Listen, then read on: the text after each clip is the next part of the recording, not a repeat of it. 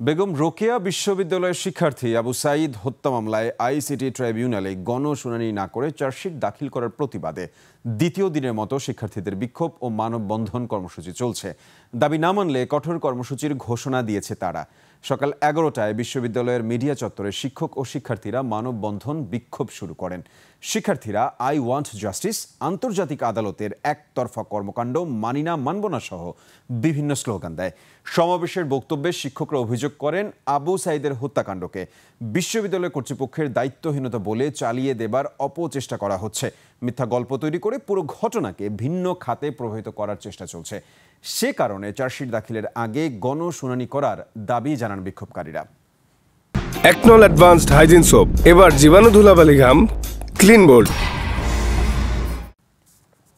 তদন্ত কমিটি গঠন করা হয়েছে, কিন্তু তদন্ত কমিটি এই বিশ্ববিদ্যালয় রংপুরের অভিগম রোকেয়া বিশ্ববিদ্যালয়ে এসে তাদের তদন্ত করার কথা ছিল, কিন্তু তারা সেই তদন্ত না করেই তারা নিজেরাই নিজেদের মতো একটা কথা বানায় চার্জশিট দিতে। প্রায় 1 বছর হতে চললো সাঈদের যে হত্যা মামলা, সেটার আমরা আসলে সত্যিকার অর্থে ওই অর্থে কোনো অগ্রগতি দেখি নাই। প্রকৃত অপরাধীরা কোনো অবস্থাতেই যেন আড়াল না হয়, কারণ এই বিচার কোনোভাবে প্রশ্নবিদ্ধ হোক, এটা আমরা চাই না।